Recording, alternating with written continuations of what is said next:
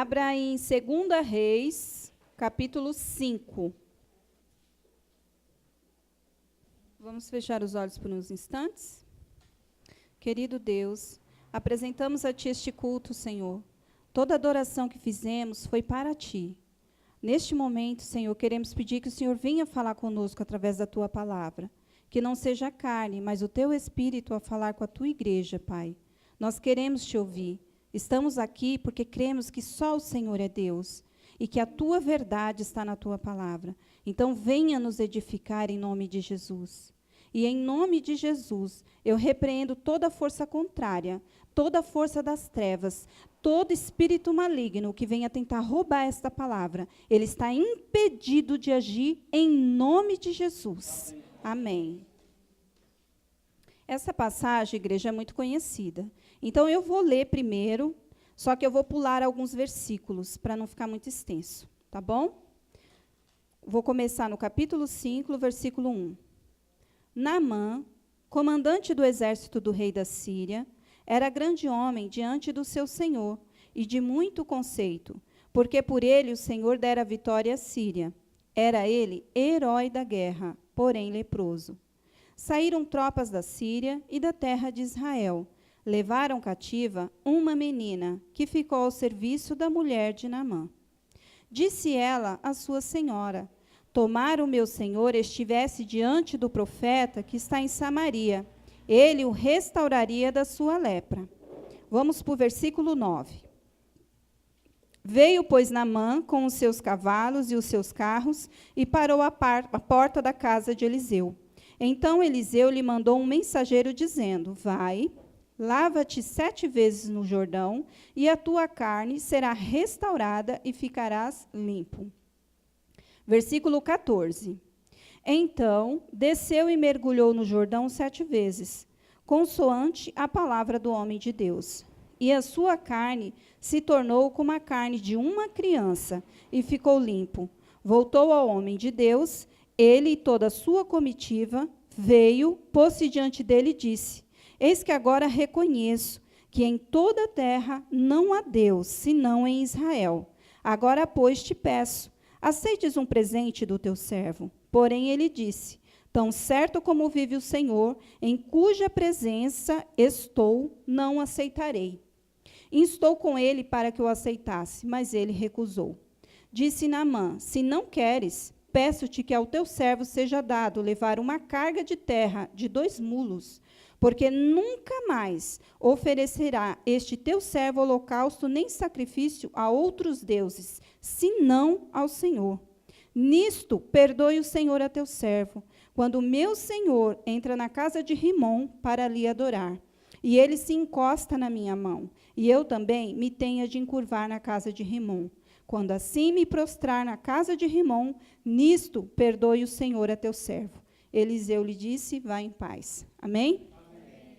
A gente sempre estudou essa passagem frisando a cura de Naamã, que foi uma cura milagrosa e poderosa, com toda certeza. Mas hoje a gente vai focar outra parte da história. Porque a gente sabe que Naamã, ele era um herói de sua terra, porque ele era o comandante do exército da Síria. A Síria, por si só, já era poderosa, né? Era uma nação de guerra. Ela levava cativo muitas nações. E ele era o principal, porque ele estava à frente. Só que, apesar de todo esse heroísmo, essa força e esse poder, ele estava enfermo e não podia ser curado. Com certeza, de várias formas, tentou e não conseguiu. Então, ele foi, no meio do povo de Israel, guerreou ali, venceu e levou cativas algumas pessoas, inclusive uma menina. A palavra de Deus não diz que foi uma mulher, nem uma jovem, foi uma menina. Ou seja, era uma criança, beirando a adolescência. Ela foi tirada do seio dos seus pais, não se sabe se os pais foram mortos, o que aconteceu, só sei que ela foi retirada da sua terra e levada para um lugar desconhecido. Chegando lá, quando essa menina viu o dia a dia de Naamã, ela se compadeceu. Porque ela viu que, com todo aquele poder, aquela grandeza, ele tinha uma enfermidade que o impedia de ser completamente feliz. Porque todas as coisas de Naamã tinham que ser lavadas separadas, cuidadas separadas, porque é uma doença contagiosa. Ele não podia mais dormir com a sua esposa. Então, ela viu isso. Ao invés dela ter raiva e falar, toma, bem feito, cadê o teu poder? Eu estou aqui cativa por tua causa, agora você vai pagar. Não. Ela teve compaixão, ela teve misericórdia. E o que ela fez? Ah, se ele fosse lá na minha terra, eu tenho certeza que o homem de Deus que tem lá ia curar ele. A cura de Naamã, não só a cura como a conversão, porque a gente viu que ele declarou que ele não serviria nem adoraria mais deuses nenhum, além do Senhor, Deus de Israel. Aquelas terras que ele pediu para levar, o que significava? Eu pertenço a esse povo, não pertenço mais ao povo da Síria. Compreende? Então, aquela atitude daquela menina levou ele a não só ser curado, mas a ser salvo. O foco dessa menina, o que é? A sua posição espiritual diante de Deus.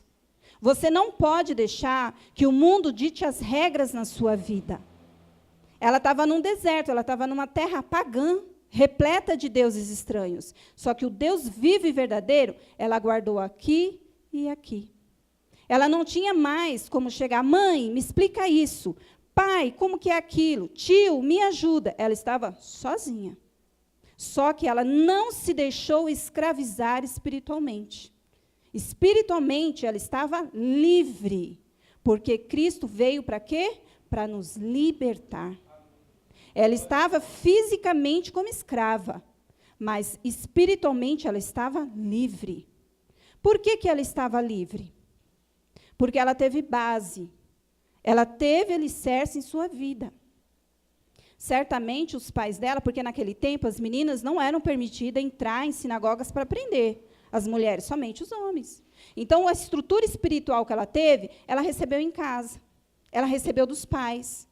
Ela ouviu falar, porque o Senhor disse que tinha que ser passada a lei de pai para filho, que tinha que meditar na palavra dia e noite em todos os lugares. E isso foi feito na casa dela. Então, quando ela cresceu mais um pouco, que ela foi tirada do seu povo, o seu Deus foi com ela.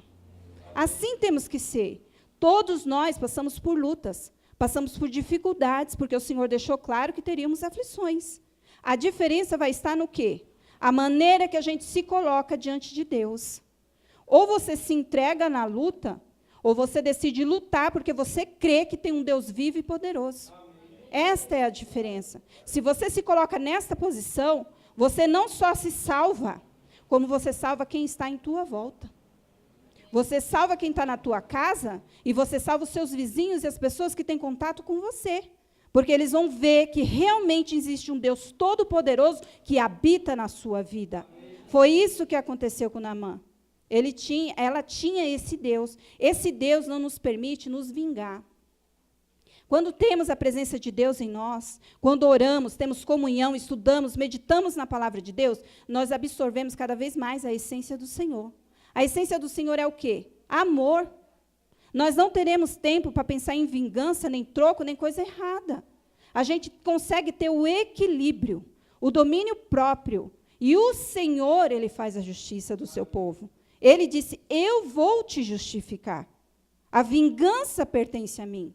O que Ele diz? Eu não vim julgar, eu vim salvar. Ele está aqui para salvar. Ele nos salvou e permanece lutando para que sejamos salvos. Agora, no dia final, Ele será juiz. Somente lá. Então, nós temos que ter este coração e esta fé. Este é um exemplo, porque a gente lê, mas pouco se fala. Não tem o nome dessa menina, não fala de que família que ela veio, de que tribo ela veio. Mas nós sabemos que a atitude dela era uma pessoa comum. Deus deixou claro, é uma pessoa comum, como eu e como vocês. Então, se ela venceu, longe dos pais, criança, eu também posso vencer aqui neste mundo. Porque o Deus que estava com ela é o Deus que está conosco aqui. Amém? Nós vamos agora para o segundo exemplo, que está no livro de Daniel. O capítulo é 1. O livro de Daniel, ele reflete o que é a soberania de Deus. E pelos exemplos de Daniel, de seus amigos, de todo o livro, a gente vê isso. Que Deus foi exaltado várias vezes, tanto pela vida de Daniel, de seus amigos, como até pelos reis que por lá passaram. Vamos começar, versículo 1, do capítulo 1. No ano 3º do reinado de Jeoaquim, rei de Judá, veio Nabucodonosor, rei da Babilônia, a Jerusalém e a sitiou. O Senhor lhe entregou nas mãos a Jeoaquim, rei de Judá, e alguns dos utensílios da casa de Deus. A estes levou-os para a terra de Sinar, para a casa do seu Deus, e os pôs na casa do tesouro do seu Deus.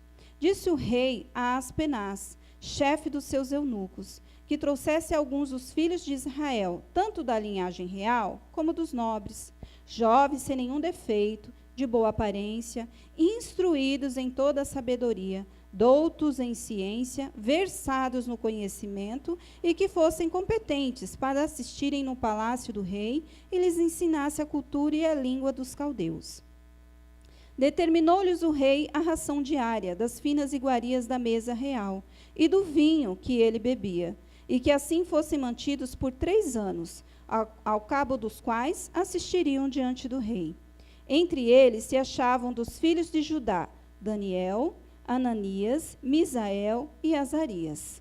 O chefe dos eunucos lhe pôs outros nomes, a saber, a Daniel, Beltesazar, a Ananias, Sadraque, a Misael, Mesaque, e a Azarias, Abednego. Até aqui. Nós vemos assim que Daniel, entre 12 e 16 anos, foi o tempo que Daniel foi para a Babilônia. Ele também foi muito jovem. Ele e aqueles jovens. Daniel, a palavra de Deus diz que ele tinha um espírito diferente. E os seus companheiros também tinham. Porque tudo o que Daniel foi fazer, ele foi fazer em conjunto com eles. Quando ele foi para revelar o sonho ao rei, ele pediu, vamos entrar junto comigo em oração. Vamos clamar a Deus para que Deus revele, porque senão todos morreremos. E assim, eles em concordância fizeram. Então, nós podemos ver que eles também foram muito bem instruídos. Eles tinham a palavra dentro deles. E nós temos aquela palavra que diz que nós temos que buscar a renovação da nossa mente. Nós não podemos nos deixar contaminar pelas coisas deste mundo, nem pelas lutas, porque a palavra de Deus diz que nada pode nos separar do amor de Deus. E nada daquilo que eles passaram separou do amor de Deus, porque eles morreram lá, na Babilônia. Com mais de 80 anos, quando termina o livro de Daniel, ele estava com mais de 80 anos. E ele permaneceu, do dia que ele entrou lá até o fim dos seus dias, ele permaneceu com a mesma fé, com a mesma certeza no Deus deles. Compreende? Aqui, que me frisou, foi a maneira que o diabo age. O diabo tenta de todas as formas apagar a nossa fé em Deus. O diabo tenta nos impedir de lutar, de prosseguir, de continuar. Então, aqui, a primeira coisa que o diabo fez para eles foi mudar o nome. Porque lá na Babilônia, eles tinham grande influência. O nome da pessoa sofria grande influência. Então, o que eles fizeram? Vamos trocar o nome. Porque quando eles chegarem aqui, eles não serão mais do povo de Israel. Eles serão babilônicos. Servirão aos nossos deuses. Porque eles se achavam os tais. Só que eles não conseguiram. Eu vou ler a tradução dos nomes para vocês terem ideia do intuito de Satanás. O nome de Daniel significava Deus é meu juiz. Ele passou a se chamar Beltesazar, que significa Bel proteja sua vida. Quer dizer, um dos deuses da Babilônia proteja a sua vida. Por quê? Porque toda vez que fosse chamar, Beltesazar, vem aqui. Beltesazar, preciso disso. Beltesazar, para vir aqui. O Deus Bel está me protegendo. O Deus Bel está me protegendo. Para fazer ele esquecer do Deus de Israel. Só que não conseguiram. Porque ele tinha estrutura em Deus. Ele tinha posição verdadeira. Ele não tinha casca. Ele tinha Deus vivendo arduamente dentro dele. Então, não conseguiram fazer isso. Pelo contrário, todas as vezes que ele foi colocado em prova, o rei babilônico teve que adorar e exaltar o Deus de Daniel. Amém? Um dos amigos dele, Ananias, significa Deus. O Senhor demonstra sua graça. Olha que lindo, né? Que linda a tradução. Passou a se chamar Sadraque, que significa sob o comando de Acu, Deus da lua. Está vendo? Querendo dizer que o Deus da lua estava regendo a vida dele. O Misael significa quem é como Deus. Passou a se chamar Mesaque, que significa quem é como Acu, Deus da lua. O verdadeiro nome Azarias significa o Senhor ajuda. O outro nome Abed-nego, que significa servo de Nego, Deus do aprendizado. Você está vendo? Como que Satanás é esperto? Eles tentaram de todas as maneiras, mas não foi possível. Porque eles estavam firmes em Deus. O diabo, sabe aonde é que ele começa? Aqui, ó. Você não consegue, você está com uma doença incurável, ninguém descobre o que você tem, você vai morrer, seu filho está nas drogas, é só isso que ele fala. Você não vai conseguir a promoção, você não vai vencer, desiste porque você não vai ser salvo, é assim. Você não tem força. Aí, se você recebe isso, você vai viver isso. Agora, se você sabe o Deus que você tem, você repreende na hora. Eu não aceito a tua voz na minha vida, Satanás. Eu tenho a mente de Cristo. Eu vou vencer porque a palavra diz isso para mim. E eu consigo forças para prosseguir. Porque se eu declaro a palavra, ela tem poder. Porque a palavra de Deus é a verdade. Então, o que acontece? Eu tenho o Deus dos impossíveis a meu favor. Agora, eu não vou sair falando coisas que não estão na palavra. Se você está querendo coisas que não estão aqui, eu sinto muito, você não vai receber.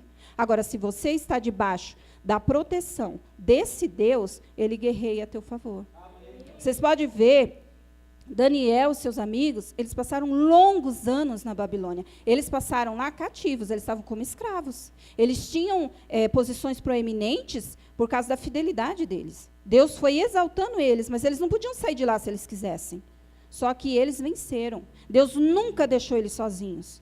Até mesmo naquela passagem da fornalha. É muito forte essa passagem, depois vocês leiam, está no capítulo 3, que fala assim, que o rei, ele amarrou, né, os três. Eles foram jogados atados, amarrados lá dentro. E o rei se espantou, porque ele falou assim, não foram lançados 3 homens atados na fornalha?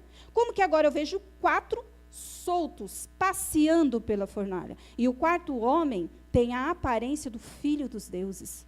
Quem era esse 4º homem? Jesus. Ele desceu para cuidar dos seus. E o nosso Jesus, ele se faz presente na nossa batalha. Porque ele vem e guerreia por nós. Agora, se a gente cede, se a gente fica com medo e desiste, ele não pode fazer nada, porque a gente não crê. Sem fé é impossível agradar a Deus. Agora, se você decide, eu vou lutar até o fim. As circunstâncias dizem não, mas a palavra diz sim, eu vou lutar. O Senhor não só vem e te liberta, ele te solta, como ele toma para ele a tua guerra. Esse é o Deus que nós servimos. Amém, igreja? Nós temos que ter essa fé.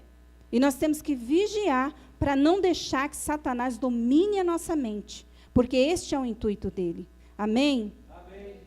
Agora nós vamos para 2 Coríntios 10, versículo 3. Porque, embora andando na carne, não militamos segundo a carne.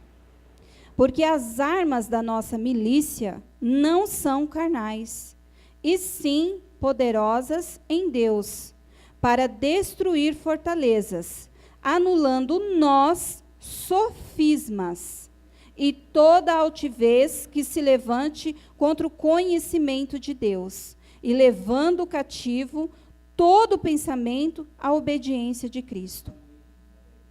As armas poderosas de Deus.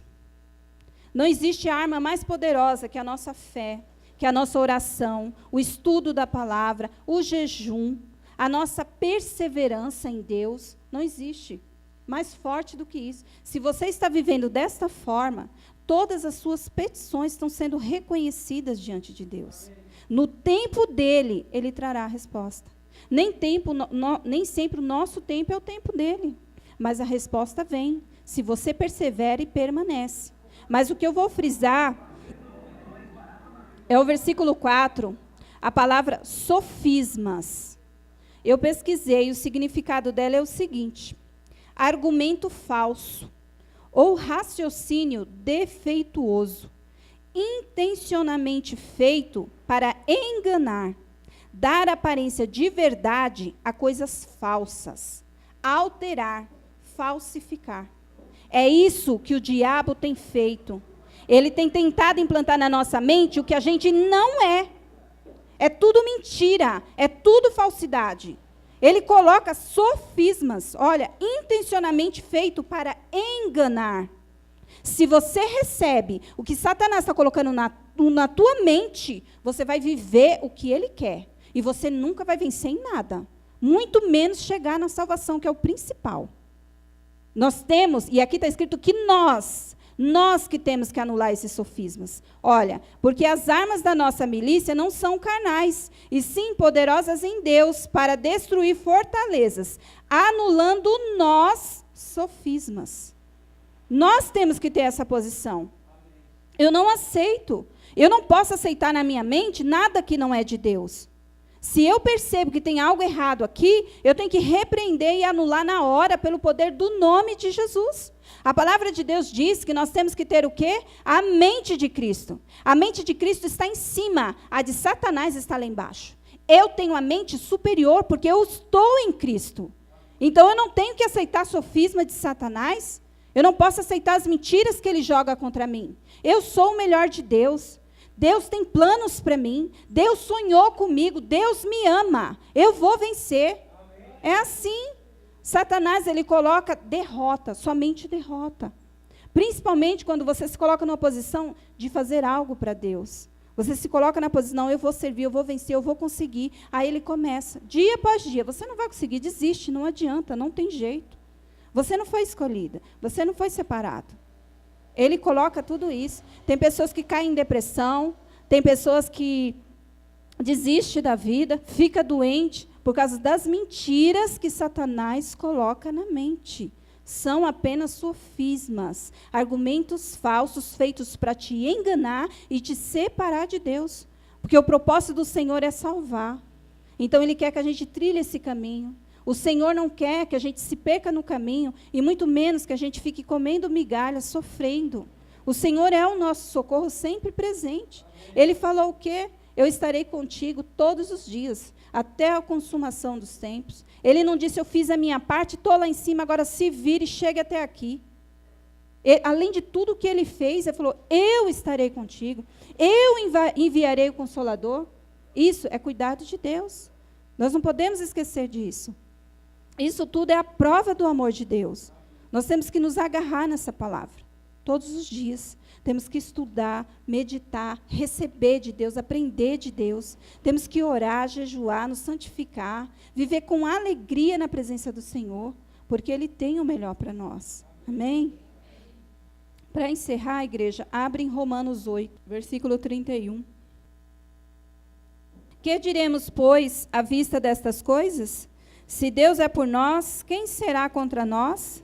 Aquele que não poupou o seu próprio filho, antes por todos nós os entregou, porventura não nos dará graciosamente com ele todas as coisas? Quem intentará acusação contra os eleitos de Deus? É Deus quem os justifica. Quem os condenará? É Cristo Jesus quem morreu, ou antes, quem ressuscitou, o qual está à direita de Deus e também intercede por nós. Quem nos separará do amor de Cristo?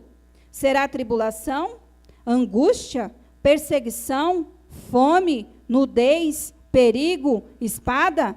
Como está escrito, por amor de ti, somos entregues à morte todo dia.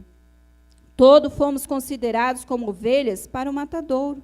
Em todas estas coisas, porém, somos mais que vencedores, por meio daquele que nos amou.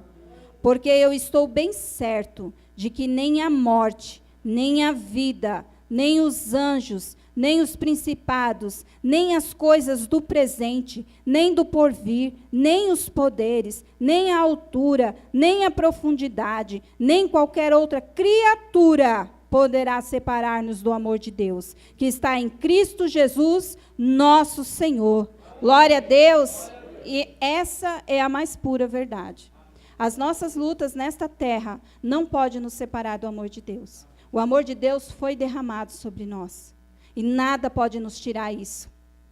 Toda a tua vida, toda a tua experiência com Deus, ela pertence a você. E ninguém pode tirar isso de você. Não importa se você tem milagres assim, extraordinárias, grandes, que todo mundo quer ouvir, ou se são coisas simples. É tua experiência com Deus. Isso prova para você que Ele é real. Então, isso ninguém pode tirar. Ninguém pode impedir. A menos que você queira, você se entregue e desista. Caso contrário, isso não pode acontecer. Amém, igreja? Essa palavra aqui foi para mostrar para nós que Deus é real. Que Ele é verdadeiro e cuida de nós. Que a luta do cristão, ela também é verdadeira. Nós não estamos livres, né? Assim como Daniel é fervoroso na fé, fiel, teve que passar o deserto. Aquela menina, uma criança, teve que passar o deserto, só que não passaram sozinhos. Então, nessa terra é a mesma coisa. Nós temos que tomar essa posição. E, principalmente, nós como pais, nós temos que dar o exemplo. Nós temos que buscar, nós temos que edificar o nosso filho na rocha. Porque quando eles crescerem, eles vão ser que nem essa menina. Quando eles estiverem passando por uma experiência assim, complicada, eles vão se lembrar do que foi passado quando criança. Eles não esquecem. A criança absorve tudo. Isso é muito importante. Eu tenho um testemunho do Nicolas, quando ele tinha 3 anos. E foi muito interessante. Porque eu sempre orava e pedia a Deus que me desse assim, oportunidade de ensinar ao Nicolas como ter experiência com Deus, de oração, desde pequenininho. E apareceu uma ocasião que a Márcia tinha um gato, a minha irmã, só que esse gato vivia em casa. Então, o que aconteceu? Ele se apegou muito a esse gatinho. E um dia ele sumiu, e ele nunca era de sumir. Aí, na hora de dormir, o dia inteiro fora, à noite, deu hora de dormir, ele falou, mãe, o Toby não voltou, será que ele vai voltar? E começou a chorar. Eu falei assim, filho, não chora, porque nós vamos orar e Jesus vai trazer ele. Aí ele, mãe, mas será? Eu falei, vai. Aí a gente dobrou o joelho e nós pedimos. Eu falei assim, ó, filho, onde ele estiver, Jesus vai tocar nele e vai trazer ele de volta para casa. Aí ele dormiu chorando, mas dormiu. Aí quando foi de madrugada, eu escutei ele entrando pela janela. Aí eu fui ver, ele estava lá deitadinho no sofá. Aí de manhã, eu fui dar o leite do Nicolas. Eu falei, filho, adivinha quem está aí? Quem chegou? Aí ele falou, quem? Eu falei, o Toby está aí. Mãe, ele veio. Eu falei, veio. Aí eu fui lá, levei ele na cama. Aí ele falou, nossa mãe, Jesus ouviu a minha oração. E era tudo o que eu queria. Porque eu queria que ele tivesse a experiência pessoal de que se ele falar com Deus, Deus ouve e responde. E Deus fez. Então, é coisa simples. É uma coisinha boba. Só que é a experiência espiritual do meu filho. Então, a gente tem que zelar por nós e por eles também. Para que eles venham crescer espiritualmente. Amém? Então, essa é a palavra de hoje. E vamos aplaudir a Jesus por ela.